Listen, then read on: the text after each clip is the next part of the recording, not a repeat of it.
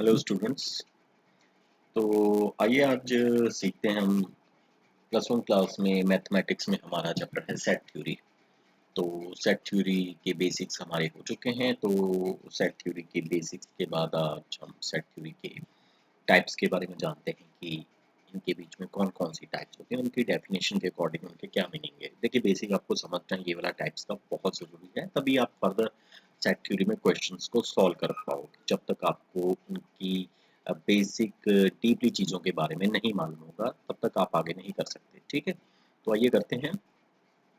तो सबसे पहले आ जाता है बेटा हमारे पास एम्प्टी सेट। एम्प्टी सेट को नल सेट के नाम से भी जाना जाता है और वॉइड सेट भी इसी को बोला जाता है। ठीक है, एम्प्टी सेट क्या होता है? Which does not contain any element, it is also denoted by phi. ये फाई का साइन है बेटा। ठीक है, फाई का साइन क्या है? सर्कल बना के उसके बीच में लाइन लगा देंगे, ये फाई का साइन है। ओके, इसको फाई बोलते हैं। मतलब अगर एम्प्टी सेट को लिखना हो तो फाई से डिनोट किया जाता है। एग्जांपल लिया मैंने, set of the whole numbers less than zero. Zero से छोटे होल नंबर्स कौन से होते हैं? जीरो से छोटे होल नंबर होते ही नहीं है, वो तो नेगेटिव नंबर आ जाते हैं, तो वो तो होल नंबर में होते ही नहीं है। तो दैट इज वाई इसमें कुछ भी नहीं आएगा। ठीक है, अच्छा, या तो सेट थ्योरी को फाइव से डिनोट किया जाता है ऐसे, या फिर हम सेट थ्योरी के एम्प्टी सेट को कैसे लिख सकते हैं? कर्ली ब्रैकेट डाल देनी है और उसके बीच में कुछ भी नहीं लिखना है। ठीक है, ये भी हमारे एम्प्टी सेट का ही साइन है।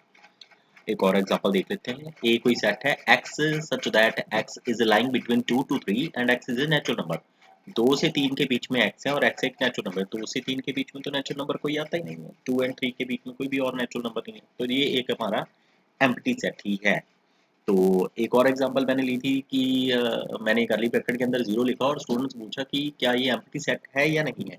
तो बेटा ये एम्प्टी सेट हो ही नहीं सकता। क्यों? क्योंकि जीरो इटसेल्फ एक एलिमेंट है और वो कर्ली ब्रैकेट के अंदर पड़ा हुआ है। दैट इज वाई ये खाली नहीं माना जाएगा, इसके अंदर जीरो है। Okay, so it is not empty set. तो एम्प्टी सेट आपको समझ में आ गया होगा। एम्प्टी सेट के बाद बेटा बारी आती है सिंगलटन सेट की। सिंगलटन सेट उसको बोलते हैं जिसके बीच में सिर्फ एक एलिमेंट होता है, ओनली सिंगल एलिमेंट, उसको हम सिंगलटन सेट के नाम से जानते हैं।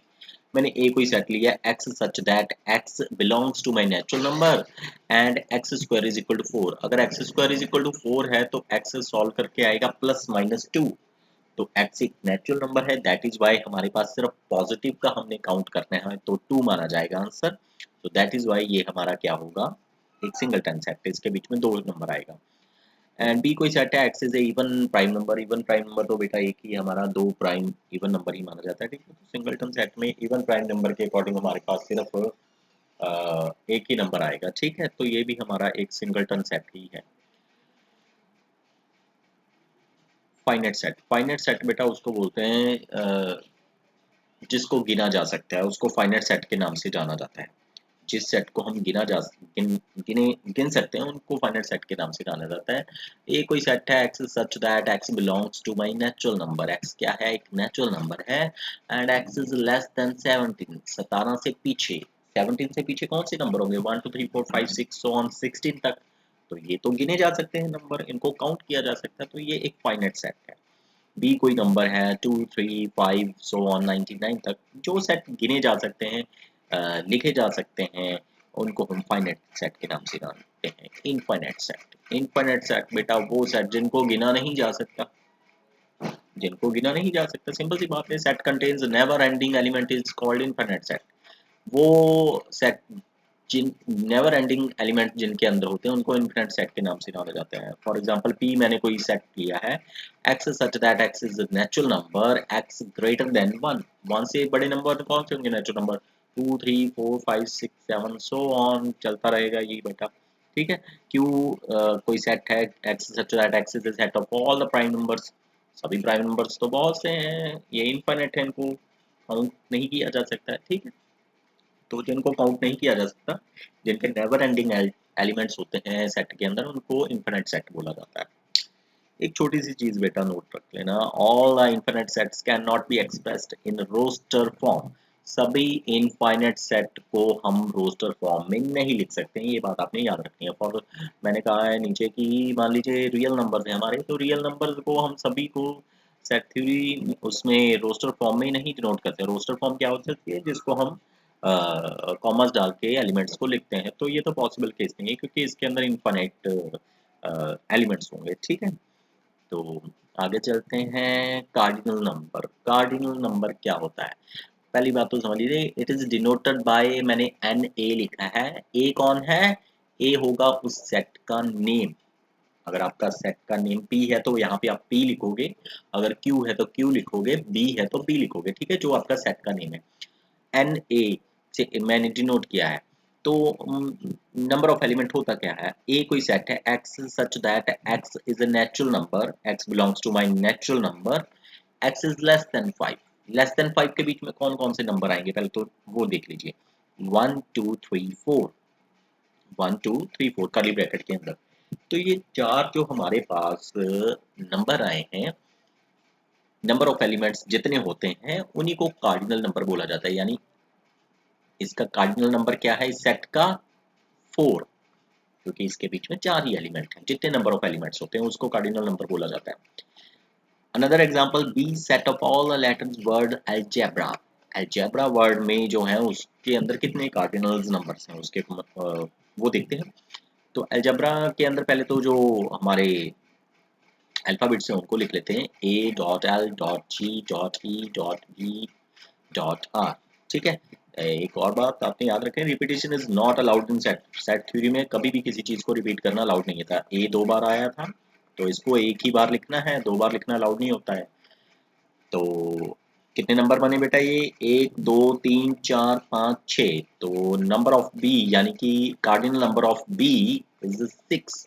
इसके बीच में 6 आपके पास टोटल इसके नंबर ऑफ एलिमेंट्स हैं। इसको कार्डिनल नंबर बोलते हैं। कार्डिनल नंबर मीन्स उसके अंदर कितने एलिमेंट्स हैं, उनके नंबर्स जो है। इक्विवेलेंट सेट, इक्विवेलेंट सेट बेटा उनको बोला जाता है अगर दो सेट के कार्डिनल नंबर सेम हो जाए। अगर दो सेट उनके कार्डिनल नंबर आपस में सेम हो तो उनको हम इक्विवेलेंट सेट बोलते हैं। N A is equal to कोई एन बी, दो सेट हैं उनके कार्डिनल नंबर आपस में सेम थे तो इनको इक्विवेलेंट सेट बोला जाएगा। इक्विवेलेंट सेट का ये वाला सिंबल होता है, एरो डाल के आपने दोनों साइड पे ऐसे बात डाल देना, ये इक्विवेलेंट सेट का साइन है। ठीक है। मान लीजिए ए कोई सेट था 1 2 3, बी कोई सेट था उसके अंदर एलिमेंट थे पी क्यू आर। अब ए का कार्डिनल नंबर देखें वो भी 3 है और बी के अंदर कितने एलिमेंट हैं? 3 एलिमेंट है। इसका कार्डिनल नंबर कितना है? 3। तो n A is equal to n B है, that is why A is equivalent to B. ठीक है, ये इक्विवेलेंट का साइन है। जिनके कार्डिनल नंबर आपस में सेम होते हैं तो उनको हम इक्विवेलेंट सेट्स बोलते हैं।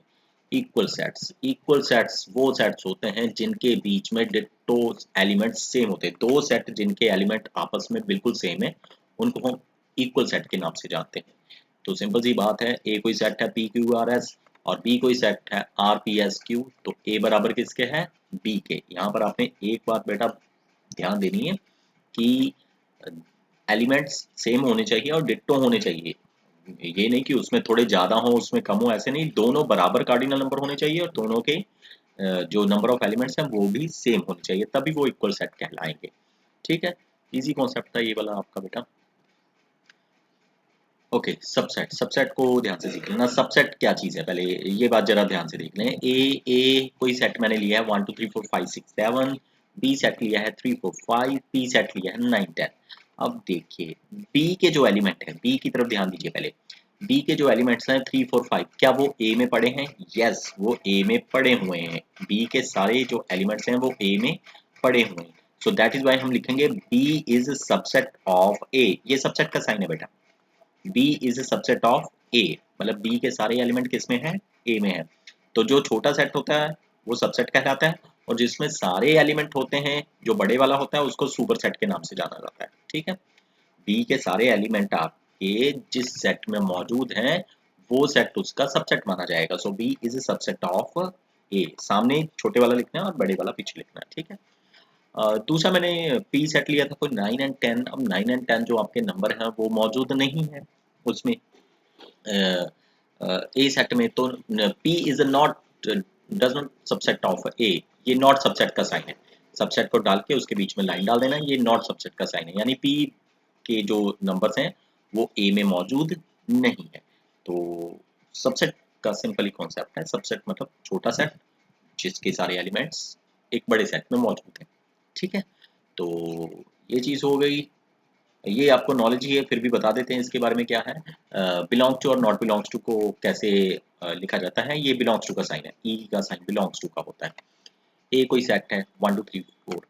अब 3 मैंने कोई एलिमेंट उठाया, क्या 3 जो एलिमेंट मैंने उठाया क्या वो ए सेट में मौजूद था? यस, वो ए में मौजूद था। अगर तो वो उस सेट में मौजूद हो तो हम लिखते हैं उस एलिमेंट को 3 बिलोंग्स टू ए, मतलब 3 ए को ही बिलोंग करता है, ये बिलोंग्स टू का साइन होता है। ठीक है बेटा। अगर कोई ऐसा एलिमेंट जो उस सेट में नहीं है, फॉर एग्जांपल मैंने 5 लिया है, 5 ए सेट में नहीं था, ठीक है ना, तो 5 डज नॉट बिलोंग्स टू, ये डज नॉट बिलोंग का साइन है, बिलोंग्स टू के बीच में लाइन डाल देना, ये डज नॉट बिलोंग्स टू है, यानी 5 does not belongs to my A. ठीक है, बिलोंग्स टू का साइन ये वाला होता है कि वो सेट से संबंधित है, और डज नॉट बिलोंग टू का साइन ये है कि वो सेट से रिलेटेड नहीं है। ओके, तो ये हमारे सेट थ्योरी के बेसिक टाइप्स के बीच में कॉन्सेप्ट था, इजी कॉन्सेप्ट था ये। अब इनके ऊपर आप फर्दर डिस्कशन कर लेना, ठीक है, और प्रैक्टिस ही ज़्यादा करने से आपके क्वेश्चंस निकलेंगे, ठीक है। फिर भी अगर कोई डाउट हुआ तो आप मुझसे पूछ सकते हो, मैं उनके लिए फर्दर वीडियो लेक्चर्स अलग से प्रोवाइड करवा दूंगा आपको। Thank you very much.